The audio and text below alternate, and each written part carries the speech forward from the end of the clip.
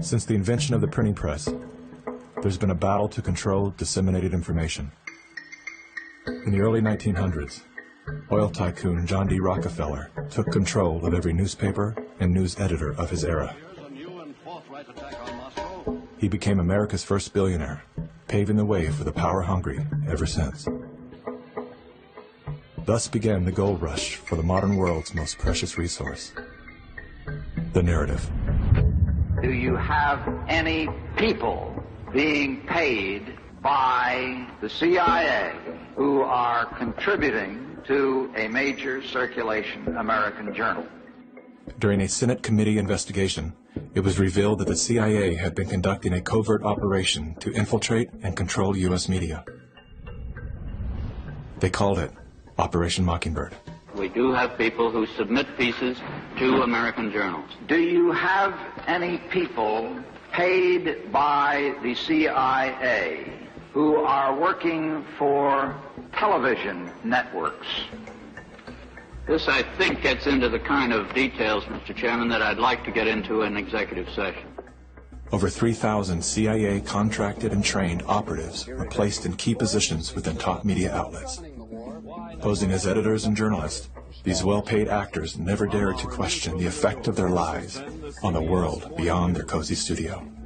How often does the CIA manipulate the media in this way? It goes beyond your wildest imagination. Setting up student organizations so they could draw radical students in. 5,000 university professors co-opted to help the CIA manipulate people's minds. Journalists in the U.S., including big-name journalists, co-opted to function routinely to help the CIA put out stories and biases to the world. As this 1952 CIA memo says, the aim is controlling an individual to the point where he will do our bidding against his will.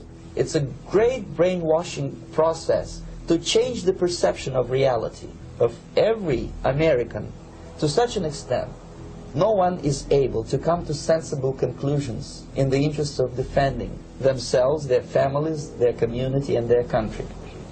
Would you say that continues today? Well, I would think probably for a reporter it would continue today, but because of all of the revelations, I think you've got to be much more careful about it. So how do we know that Operation Mockingbird still isn't in effect? Well, we don't. It was the Telecommunications Act of 1996 that opened the door for predatory corporations to monopolize the industries of print and broadcast. This bill protects consumers against monopolies. It guarantees the diversity of voices. Today, a handful of corporate empires own and control the vast majority of everything you read, hear, and watch. From the biggest movie studios, television and radio networks, newspapers and magazines, to the vast universe of internet news and entertainment sites.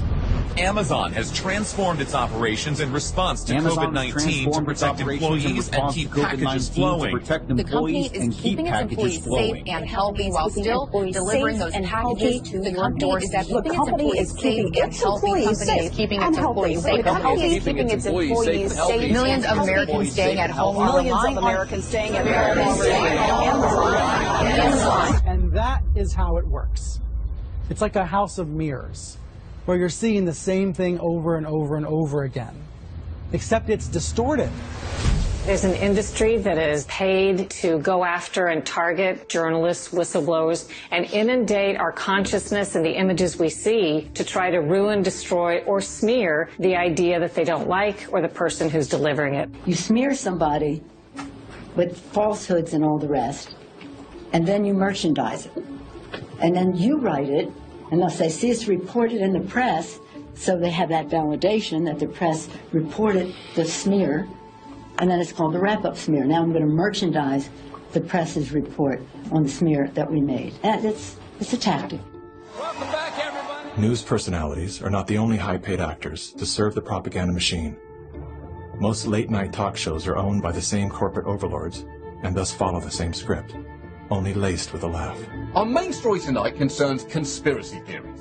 Last Week Tonight with John Oliver featured a skit entitled Coronavirus Conspiracy Theories. It's like the claim that the moon landing was faked. First thing to note here is that Mr. Oliver opens with commentary about conspiracy theories that are completely unrelated to coronavirus. This is a standard tactic used by propagandists to set a tone so that anything that follows will be seen through the lens of absurdity. Plandemic, a pseudo-documentary filled with a hodgepodge of conspiracy theories. Mr. Oliver then does his best to debunk Dr. Judy's claim that she was arrested but never charged with a crime. She was absolutely criminally charged. This was not an oversight, but a blatant lie. Prior to the taping of this episode, Mr. Oliver had the official arrest documents that clearly prove that Dr. Judy was never charged with a crime.